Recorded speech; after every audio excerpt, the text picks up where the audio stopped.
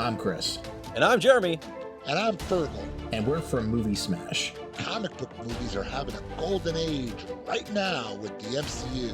Movies based on comics aren't necessarily a new thing, but they're a big thing. Join us every other Tuesday on Movie Smash. We explore these movies and find some hidden gems. Every other week, we revisit some of the best. And some of the worst movies based on comics or graphic novels. Was Green Lantern as bad as you remember?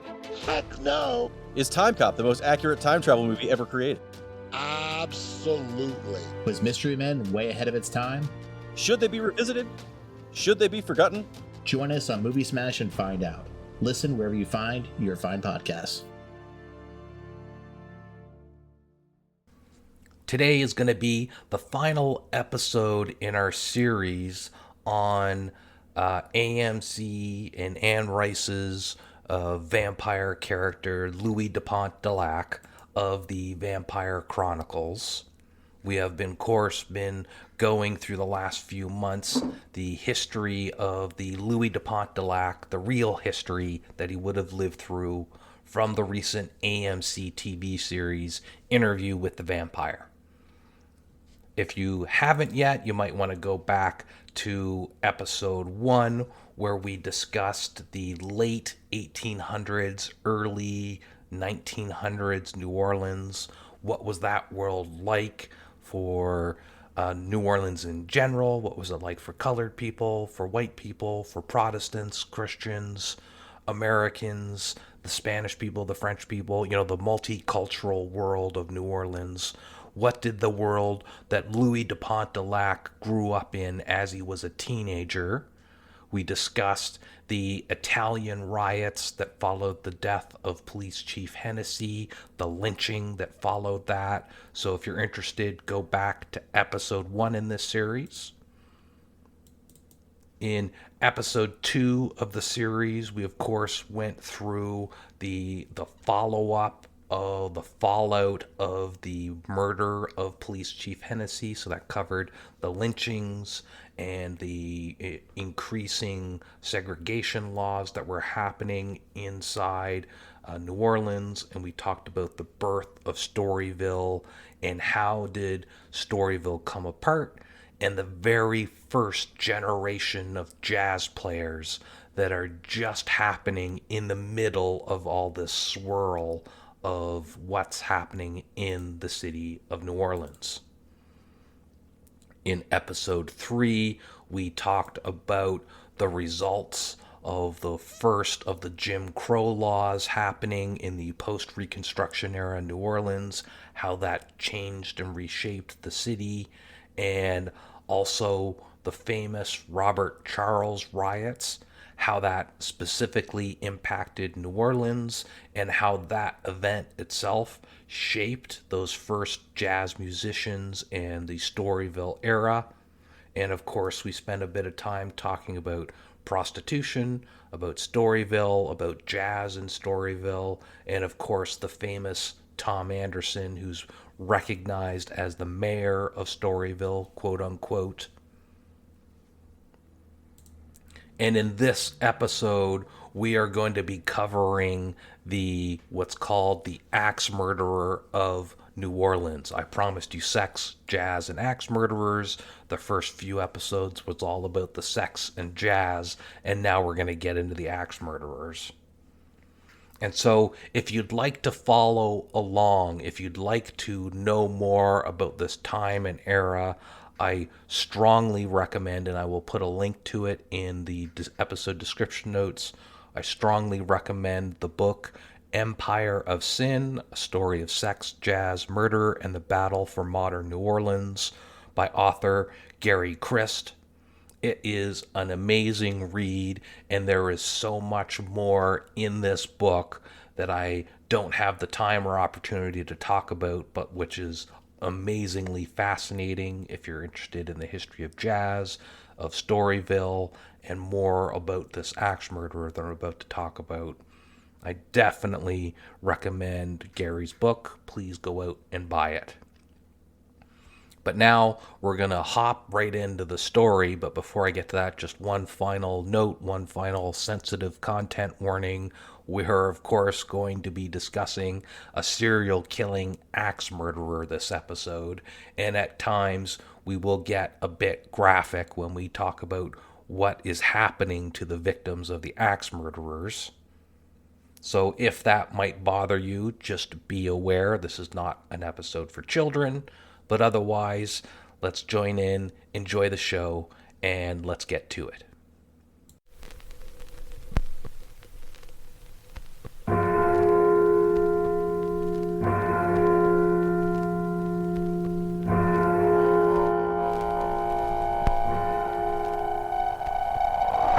One hot, humid August night in 1910 in the city of New Orleans, a man used a chisel to pry open a panel on a back kitchen door in a local Italian neighborhood.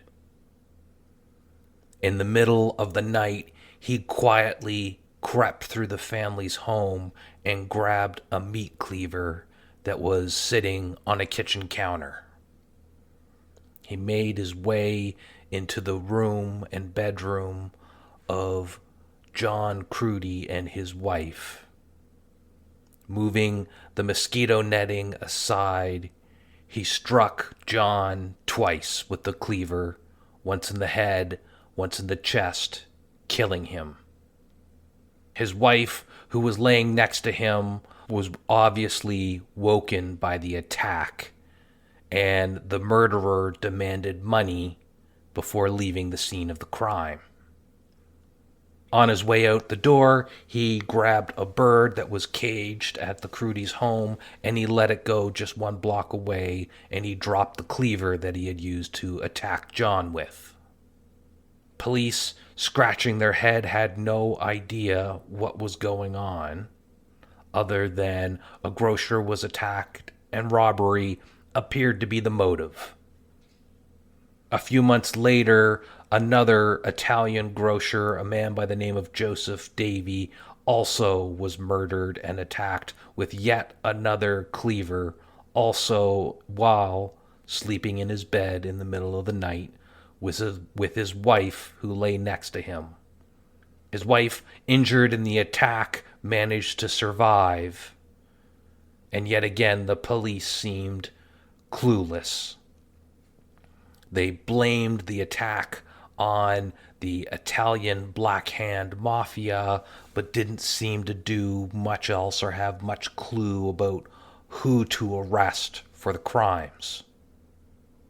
Just 2 years later, 2 a.m. on the morning of May 16th, Antonio Sciambra, who was another Italian grocer, was asleep as an assailant made their way through the house, having gained entry to the home through an unlocked kitchen window. Just as the other two, the murderer made his way to the bedroom, moved aside the mosquito netting, and instead of a cleaver, pressed a pistol to the body of Anthony and shot him multiple times. One bullet passed through Antonio, striking his pregnant wife, who was asleep next to him. She managed to crawl to the window and scream for help, but the shooter had escaped by the time neighbors had arrived. This time, there was at least a clue. A muddy shoe print left outside the kitchen window of a kind of fancy, stylish shoe. Mrs. Sciambra, who, though mortally wounded, was not yet dead and was in the hospital, reported how two finely dressed Italian men had argued with the husband just a few days beforehand, a statement corroborated by a witness, but which Miss Sciambra would later become uncooperative with the police, and she had died just a few days later from her bullet wound. A local newspaper, the Daily Item, reported, quoting the paper, "The Italians of New Orleans were awed by the power of the Black Hand, and fear the murderers will become more desperate and ask who will be next." The police would use this as well as a gunfight that will become known as the Tuxedo Shooting, as an excuse to shut down, at least temporarily, the jazz dance halls of Storyville.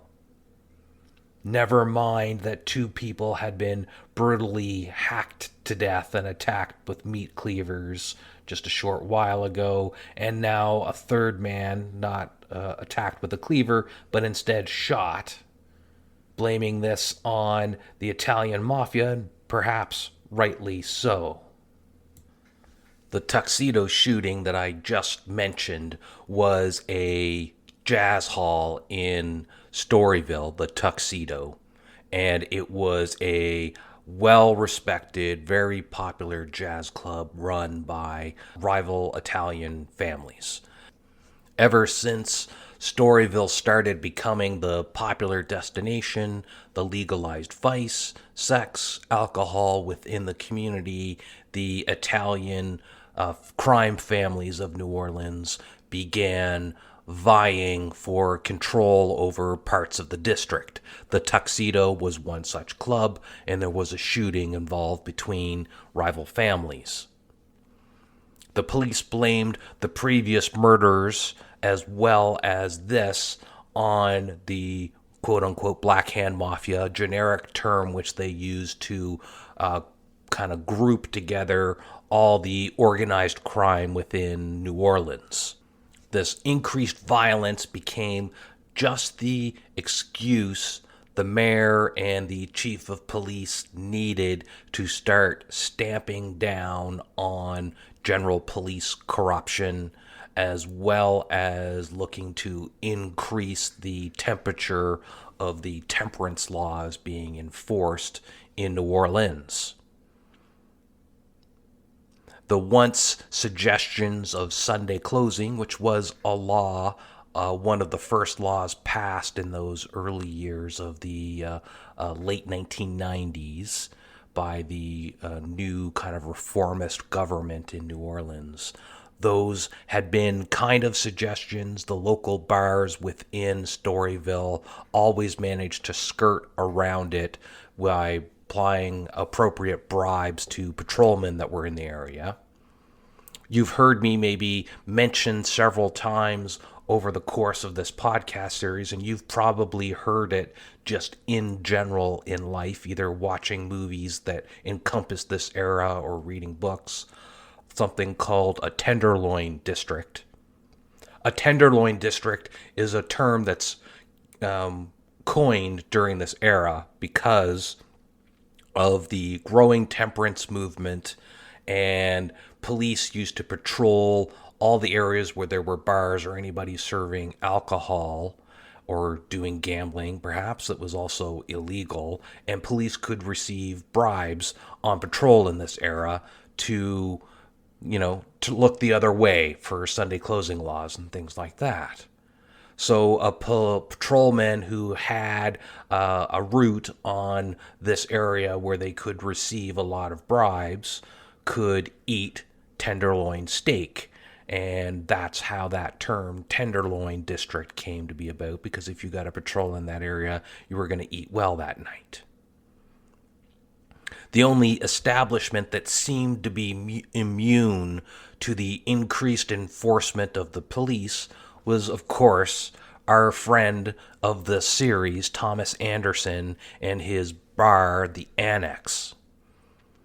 Even as the drop in business from all the jazz clubs being shut down seemed to basically cut the number of full-time prostitutes in the area by half, prices dropping on all the high-end brothels, Josie Arlington and her high-end place, she used to charge a pile of cash for a visit, and now it was a reasonably priced fire sale of $1 for a 15-minute appointment with one of her staff. Jazz bands likewise cut in size. The few gigs that were available, many went back losing several of the gigs that were available. Only the very best were getting hired, and they were being paid less because of the drop in jazz clubs and general traffic in the area. Many went back to work in their day jobs, but by 1914, just as World War I is about to kick off, there is also a general jazz exodus taking place in New Orleans. The people now, with this kind of shutdown or partial shutdown of Storyville, those era of jazz musicians are leaving for the north, and places like Chicago, which become known as Second City. And if you're wondering, you've heard Chicago being called the Second City, it's because of this era. It was the second city to jazz musicians. And the unique sound that was coming out of New Orleans is finally becoming known as jazz at this time, 1914. Some people are calling it jazz, Jass, but it is also being called jazz, and of course that will be the word that wins out to call what this sound is. But of course jazz doesn't dry up completely in New Orleans, and it's at this time that a very young Louis Armstrong is beginning to find his own musical talent, and he's taking part in those jazz gigs at the age of 15 years old. And he even tries his hand at pimping in Storyville during this time, although that turned out to be a bad idea for Louis. Maybe that's for another time. There was an increased police presence, of course, people really shutting down and enforcing the Sunday closing laws, enforcing the shutdown of the jazz clubs, and the increasing violence of the Italian crime families in the area. Jazz was declining, but still present. Violence was on the rise within Storyville. And one of the key things that triggers this increase in Italian family crime was the assassination of a local Italian crime lord by the name of Morici. He was gunned down on Rampant Street in November 1915, shot multiple times with shotguns. The assassination of Morici in 1915 triggered even more Italian crime family violence as different groups vied for control of the underworld within New Orleans. There was no less than 7 separate related murders in the month of May alone in that year, including Joseph Matranga. And if you were with me in episode 1, we talked about Joseph Matranga and the Matranga family that was implicated in the murder of Police Chief Hennessy back in episode 1. If you're interested, roll back to that because I didn't pull that out of the story for nothing. It ties all into this era. And just like in the aftermath of Hennessy from episode 1, 20 years ago, there was an order from the chief of police and the mayor, supported by City Hall, to scour the Italian neighborhoods.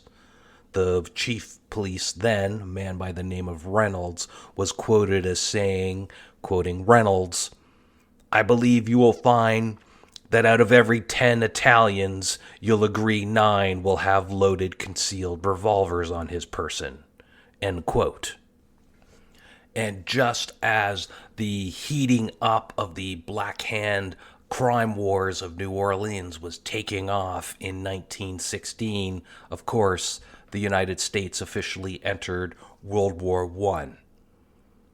Only 6 months into the war, New Orleans would come under the control of the United States Department of War that had, during times of war, special legal powers.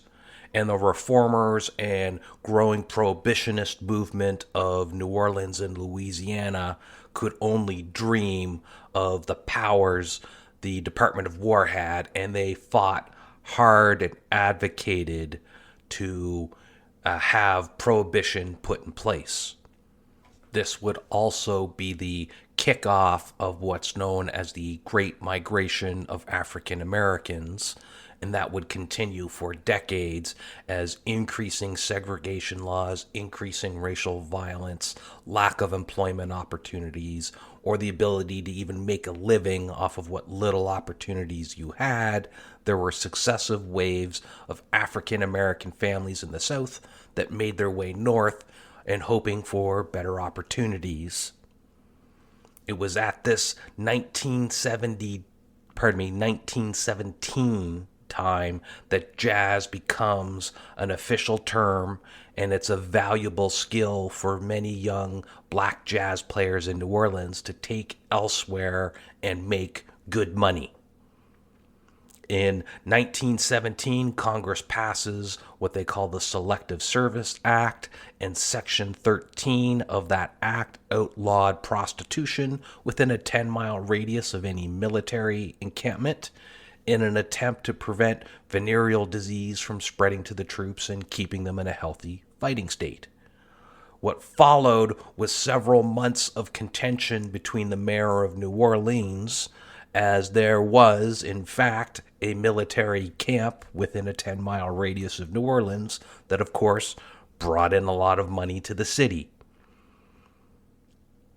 Several representatives of the government and reformers that were looking to shut down Storyville got into long protracted fights between them and the mayor of New Orleans and the federal government and the head of the U.S. Department of War, all of them trying their best to go one way or the other with jazz, alcohol, and vice in New Orleans and Louisiana.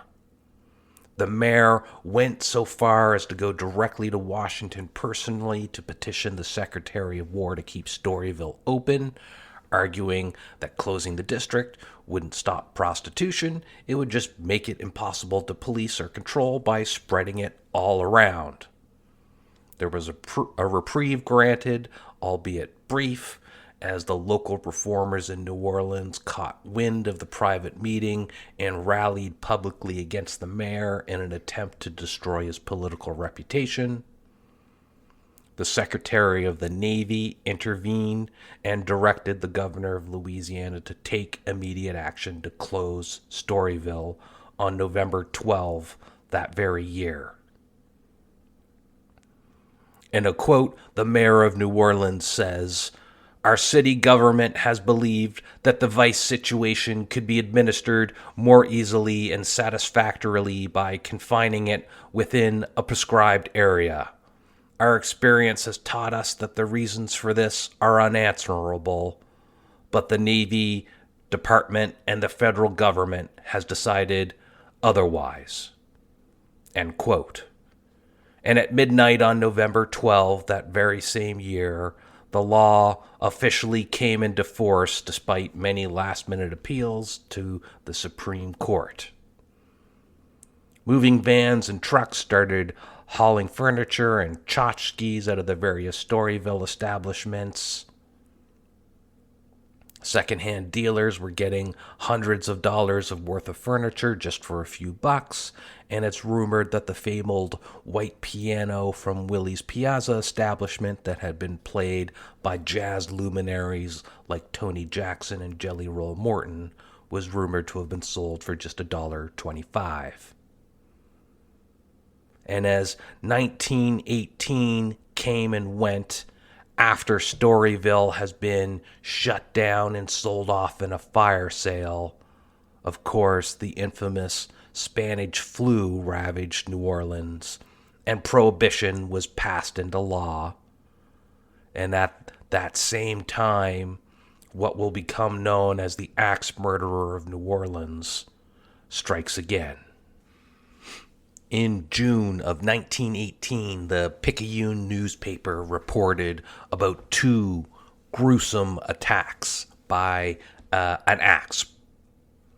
Joseph Maggio and his wife were chopped to death as they slept in their home attached to their grocery store, and Louis Besumer and his wife were also attacked with an axe a month later as they slept in their home that was also attached to their grocery store. Two very similar murders, an axe believed to be used as the murder weapon in both crimes. Both victims were grocers living in their homes attached to their stores. And though it may seem to us, looking at it now, like there is a definite link in similarities between the two, at the time, the police suspected it, but couldn't 100% be sure. The murders happened at completely different ends of the city. One family was Italian, the other was of Jewish descent. In one area, the crime happened in a densely packed residential district, and in the other, it was a sparsely populated outskirts. The police were hopeful to potentially have some answers, though, because the Besumers had managed to survive the attack and were hopeful of potential witness information. Both the Besumers had suffered blows to their heads with an axe, and so, unsurprisingly, details were vague. The Besumers were discovered by an early morning delivery driver, and the more the police investigated the Besumers, the stranger things became. Mr. Besumer had initially insisted on not involving the police at all and going to a private clinic, and that, of course, caused the police to have some suspicion that maybe Mr. Besumer had attempted to murder his own wife and had perhaps cut his own head in the struggle. However, Mrs. Besumer vehemently denied any such struggle when she regained consciousness, throwing that theory out the window. Police questioning Mr. Besumer would note that he was having a rivalry with some local Italian grocers in the area because he was selling things on the cheap in an attempt to eliminate competition, but they wouldn't really dig much into that. Mrs. Besumer would state that she was attacked by a mulatto man who was looking for tobacco as she walked into the grocery store at night. A suspect was soon arrested, a light-skinned black man who had done work for the Besumers. But then the police quickly picked apart her story. Why would a woman be tending a grocery store in the middle of the night without her husband in her nightie? Why wouldn't she have screamed? Why would she then go to her bed? Mrs. Besumer would recant her story and not explain it. And the lone suspect was released. All leads and evidence seemed to dry up as the chief of police, a Mr. Mooney, was forced to wait for another victim in the hopes of more leads.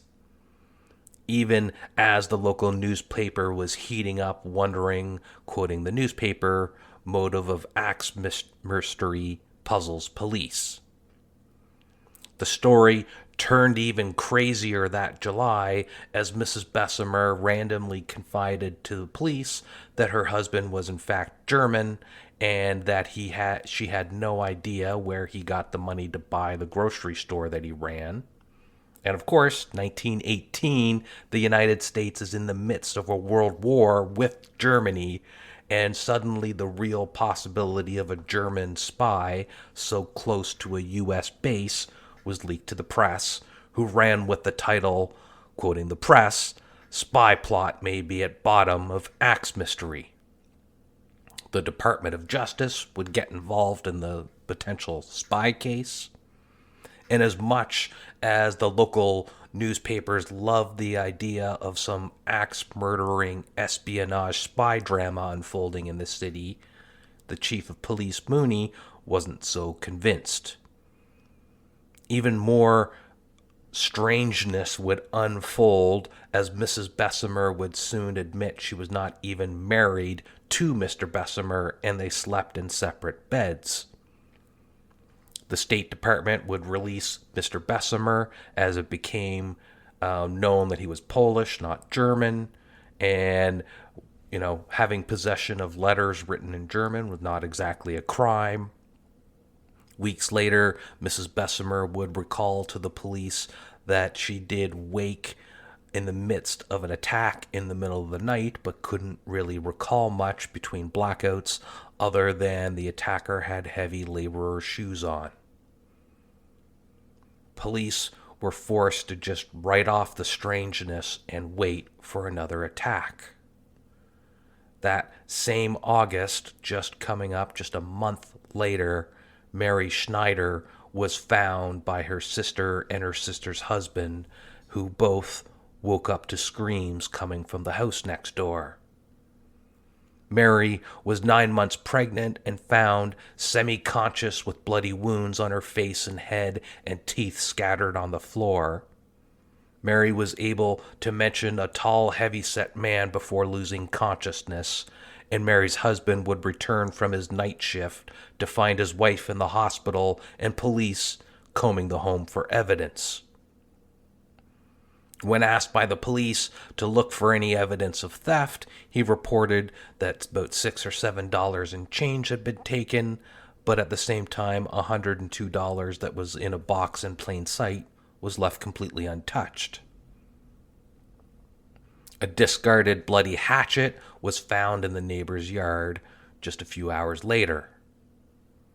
Police Chief Mooney was now convinced that there was potentially a serial killer in their midst, and began looking back through crimes in New Orleans past before he came to the police force, finding an Italian grocer by the name of Andalina who was attacked by a hatchet-wielding man standing over his bed that night, but he'd managed to survive. Soon, the city would report many of their citizens performing all-night vigils. Shotgun-wielding fathers would stand over their families to protect them from the phantom axe murderer of New Orleans. And the Daily Item began to link, much like Police Chief Mooney, previous axe and meat cleaver attacks from as far back as 1910 to the gruesome murderer. Later that very same August, at 3 a.m., Pauline and Mary Bruno, teenagers, were both woken to see a big, heavy-set man at the foot of their beds. They both screamed so loudly it caused the man to run away. Their uncle, a man by the name of Romano, in the next room, had been fatally struck in the head with an axe just moments before. By now, the police were beginning to get a profile together. In all cases, the murder weapon appeared to be an axe or a cleaver taken from a neighbor's shed or their own homes. It would be used to attack the victims and then discarded close to the homes as the murderer left the scene of the crime. He would enter the homes through damaged panels or windows, even using chisels to gain entry. The premises were ransacked with minor items taken, but often leaving more valuable items left out in the open. Police Chief Mooney would later report to the news, quoting Mooney, "I'm convinced that the Romano murder is the work of a madman. An axe-wielding degenerate who has no robbery motive, but who is taking small sums to throw the police off the track. Take this as gospel. We're going to get him yet." Panic and terror begins to grip the heart of the city. I mean, you can only imagine the fear you yourself would have knowing that there is somebody breaking into homes and attacking people in the face and head with an axe as they sleep in the middle of the night. This is something out of a horror movie. This is what's happening to the city, and there seems to be no motive. Nothing's being taken. You know, there's nothing you can do, rich or poor. Well, probably more poor, you would imagine. You're the victim, or potentially a victim. And the Times-Picayune paper posted a headline, Who will be next is question Italians asking, and that a literal reign of terror has swept through many quarters in New Orleans. End quote. Members of the family start beginning to divide the night amongst themselves, kind of forming regular watches, Dad's going to take the 10 p.m. to 12 p.m. shift, and the brother is going to take the 12 p.m. to 3 a.m. shift, that type of thing. They're taking up with buck-loaded shotguns, and they're standing watch over their houses. The police are soon overwhelmed with reports and tips as hysteria starts to kick into the city. Reports of Axman sightings, missing hatchets, panels being chiseled out of doors, coming in from all over the city. And of course, the Axman's identity becomes a boogeyman type figure. Whatever the newspapers and leading reformers of the city want to be, they're making him out to be that identity. Many start exclaiming him to be belonging to the Italian Black Hand Mafia, the mysterious criminal underground. Others start thinking that he's just a black man murdering white people, trying to make him out to be a figure kind of like Robert Charles. Some even wondered if he was a supernatural spirit that just kind of enters and leaves homes at will. So this is taking on nightmare fuel for the people of New Orleans. One of the Italian detectives on the force, a man by the name of Detective D'Antonio, he becomes an outspoken critic of the Italian mafia theory, saying to reporters, quoting him, "I do not believe the Black Hand had anything to do with any of them. I have never known the Black Hand to kill women." Detective D'Antonio would later provide his own theory as to the identity of the murderer.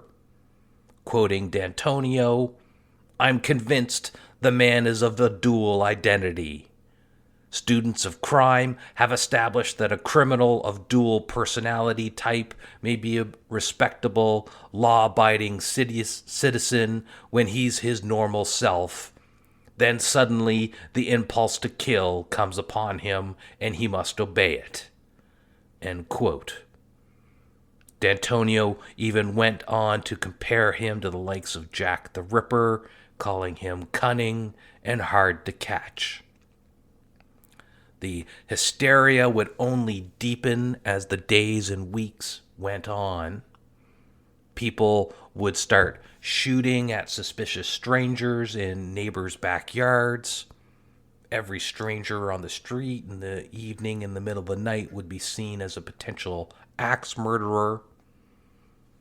Even one such incident, a man by the name of Charles Cardahall insisted he saw the Axman, who was dressed as a woman, hiding behind a tree, only to have the figure run away when he approached them.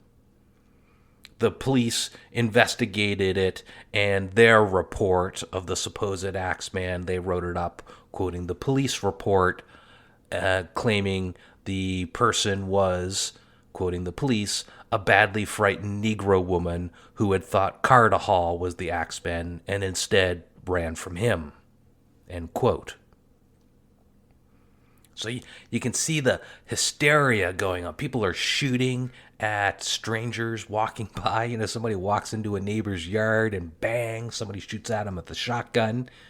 "Hey man, I'm just delivering the milk. Relax." Or just seeing my cousin, whatever that is, you're just shooting at random people. Or you're walking down the street at the middle of the night and you see a woman hiding behind a tree and you think, God, is that the axe murderer? And when you run up to go and confront him, of course, it's the woman hiding behind the tree looking back at you thinking, God, is that the axe murderer? And then when he comes running at you, well, you run away. There's panic and hysteria happening. It's nuts, and the police are being overwhelmed with reports. By August 19th, there was a development in the Besumer case that I was talking about a few minutes ago, and it caused Police Chief Mooney to stop by and speak with Mrs. Lowe. And if you're wondering who Mrs. Lowe is, remember when I was talking about the Besumers a few minutes ago, Mr. and Mrs. Besumer turned out to not be a married couple. Well, Mrs. Besumer is actually Ms. Lowe, and she finally admitted that she was not Mrs. Mooney, or pardon me, not Mrs. Besumer, not married to him at all. But by now, by August 19th, she claims to have recovered enough of her memory to confirm that it was Mr. Besumer who had, in fact, attacked her for a manner of overdue money. She recalled that Besumer was in fact German, and that he kept a secret compartment in a trunk he owned, and that he was not Polish as he was claiming. And of course the State Department got involved again, as the investigation of the trunk did in fact reveal a hidden compartment in there. They also ended up finding various secret pockets that were sewn in Besumer's clothes. Besumer insisted that his secret pockets were nothing more than just a shrewd man that used them to hide valuables that he kept on his person in order to avoid theft, and that his secret compartment in his trunk held nothing more than legal documents about his various business ventures. Mooney would manage to get Besumer held in prison without bail, so that he couldn't perhaps run away while himself and the State Department renewed their investigations. Many in the city felt satisfied that the so-called Axman of New Orleans had finally been caught. They exhaled a collective sigh of relief, and they started using the Axeman as a form of advertisement in the city. There was a local grocery chain that was opening up that posted into the newspapers, quoting the paper, "The Axeman will appear in the city on Saturday, August 24th. Of course, that turned out to be nothing more than an ad for the grocery chain, who was advertising their use of, quoting the paper, an axe cutting the heads off of all the high-priced groceries. End quote. In 1918, as Besumer was held in jail pending his court case for assault with attempted murder of Ms. Lowe, Ms. Lowe finally succumbed to her injuries that she had from the axe attack, and Louis Besumer was now on a murder charge. The city felt very confident that the axe murderer was caught. Detective Mooney was not so confident. The relaxation was short-lived as March 19th of 1919 rolled around, and an Italian grocer in Gretna, Mississippi, named Charles Cortigmilia, was found unconscious. A blood-stained axe was found at the scene, a missing door panel in his back door, and there was no sign of burglary.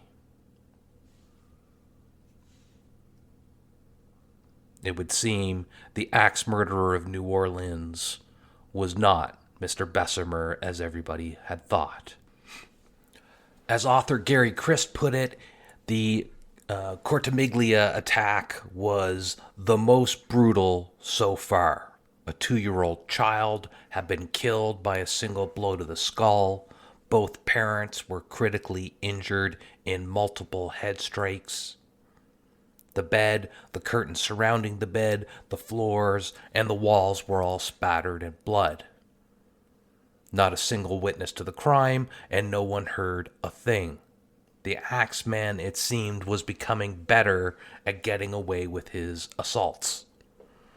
The victims only happened to be discovered because the grocery store failed to open that morning, and a little girl who was there to buy something became insistent and wandered around the back of the store to the house and found, even though the back door was closed, a door panel was missing on the door.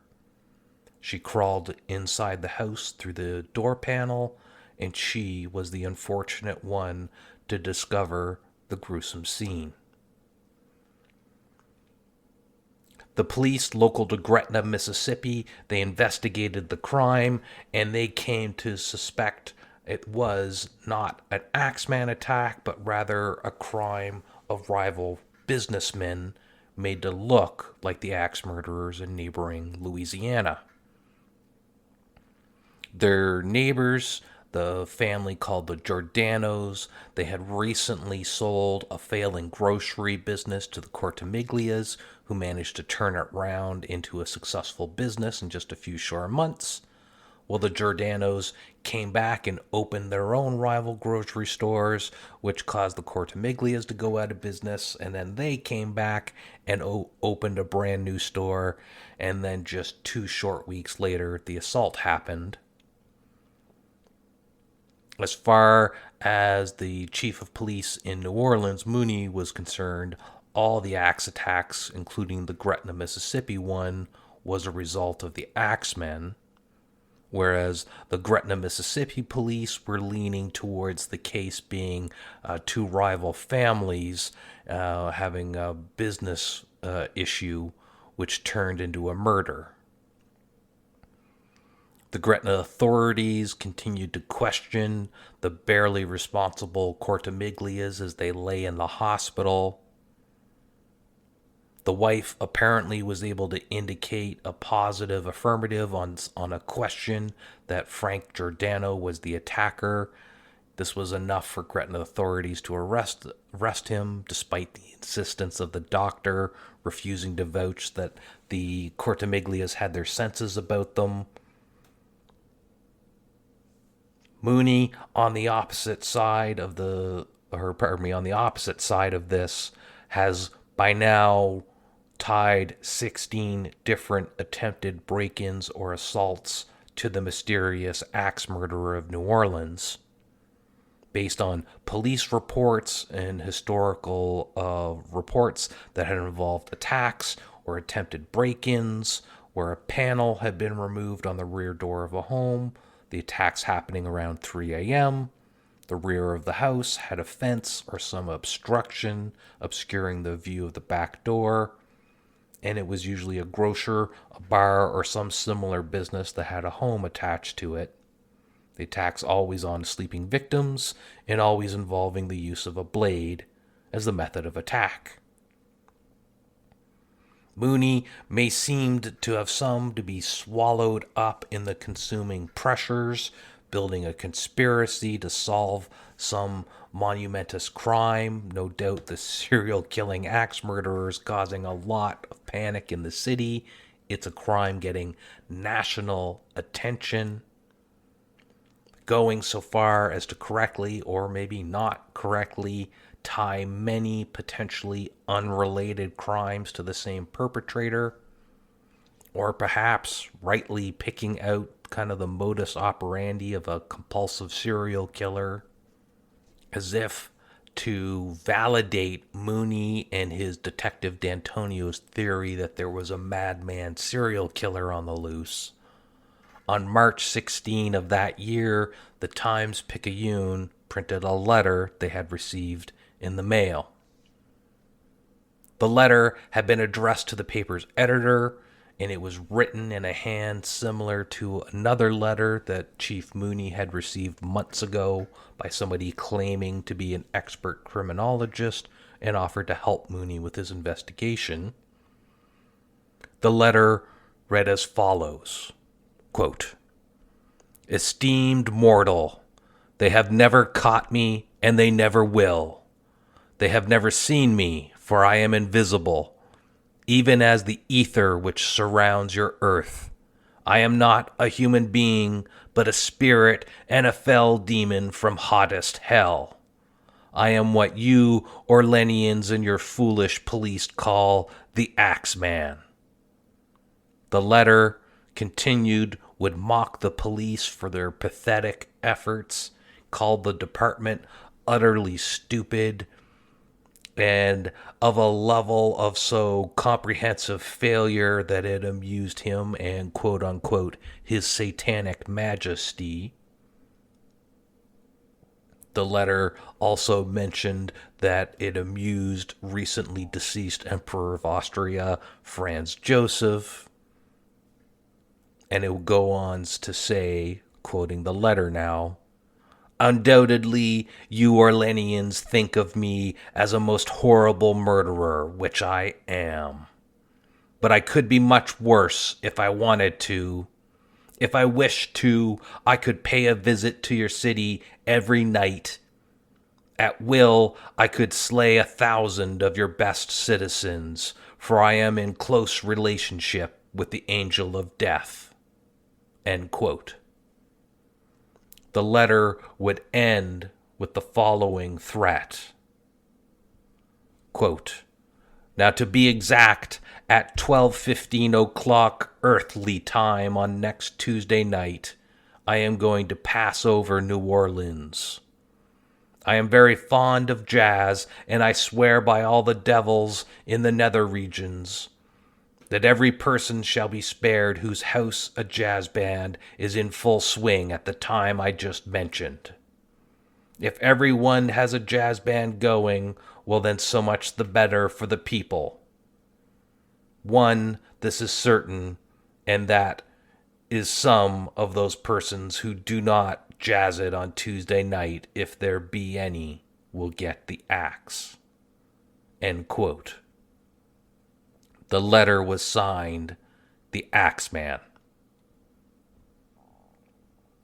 Whether a hoax or an actual real letter, duly enough, that very Tuesday night, the eve of St. Joseph's Day in New Orleans, it's a major holiday for the city's Italian community, jazz music was heard all throughout the city starting at 12:15 a.m.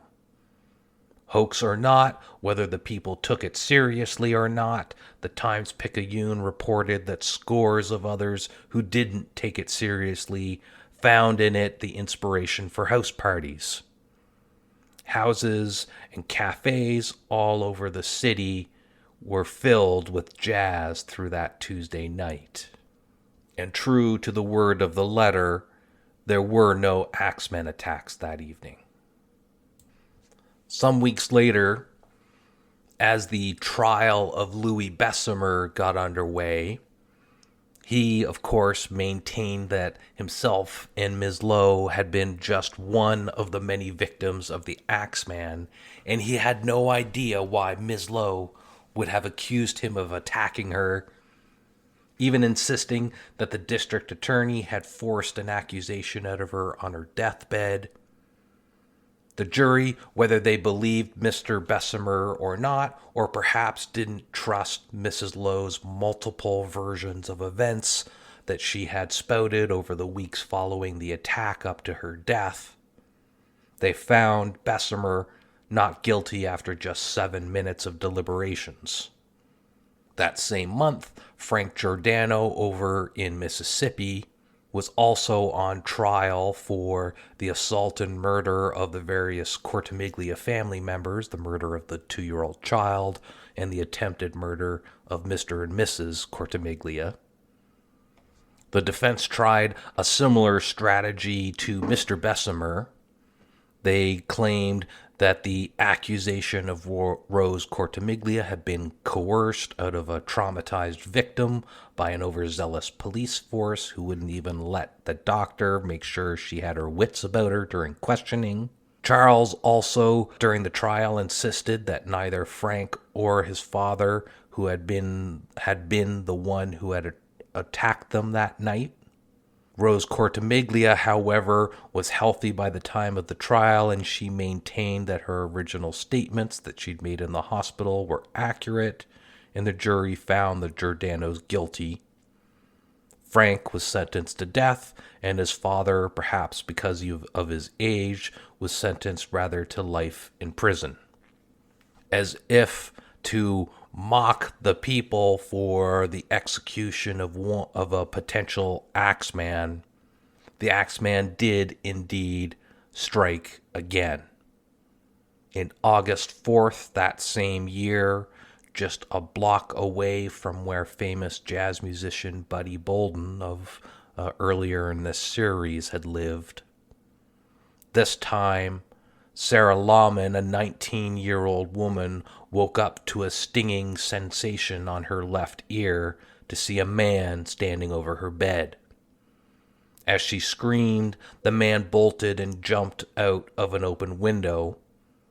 By the time her parents arrived, he was gone, leaving just a traumatized Sarah in her bed with a small laceration behind her left ear that may have been a missed but glancing blow from an axe that perhaps got caught up in the mosquito netting around her bed. An axe would later be found hours later next door.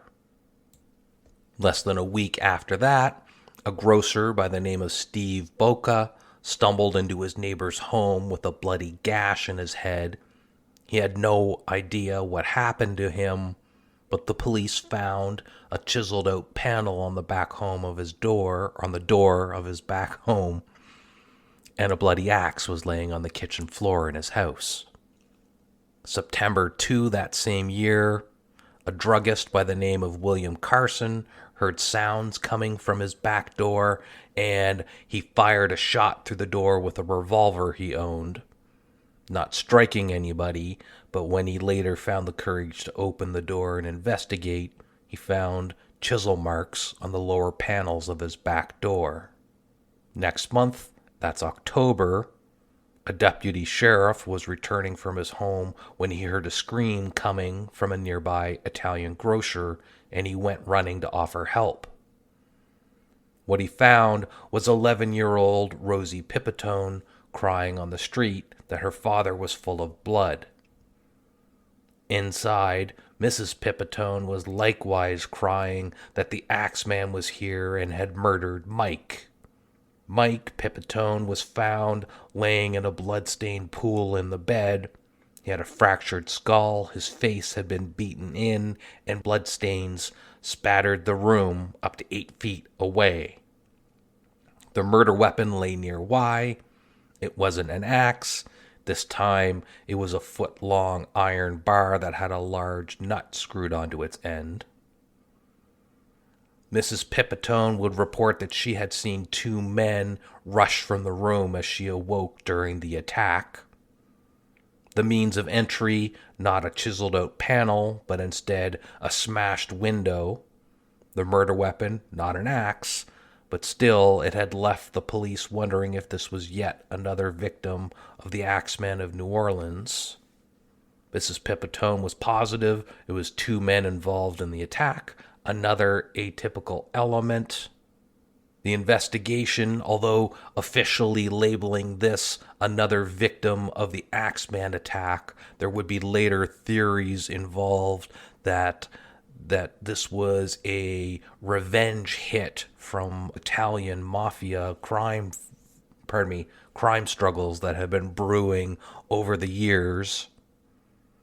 The father of Frank Pipitone had been in jail as part of a crime spree in the early 1900s. He had just been released on parole, but he had been involved in the kidnapping and murder of a rival Italian family's son some years ago. And Frank, being the son of the recently released Pipitone, may have been seen as a revenge hit. That's one theory. Regardless of that, Frank Pipitone is officially the last victim of the axe murderer of New Orleans. Mafia hit, actual axe murderer, we won't know. Though over the coming weeks, many people will be arrested on suspicion of being the Axemen, none will be charged. No one was ever officially caught. Frank Mooney, the New Orleans chief of police investigating this, would eventually be forced to resign in the late 1920s for his failure to solve these crimes. Still, an insane serial killer story to end our series with. And I know we're talking about the history of New Orleans. Our overall theme, of course, is the intersection between history and popular fiction. And you're scratching your, what popular fiction was this in? Of course, we've been focusing on the real history of the vampires in Anne Rice's Vampire Chronicles lore. Well, this is the last era of New Orleans that Louis and everybody are involved in before they go to France. It's not shown in the recent AMC TV series, but this is the thing that was leading all the newspapers at the time. They should have put it in the show, but anyways, they didn't. Instead, they just had Claudia randomly murdering many people, while at the same time this axe murderer of New Orleans is randomly murdering various people.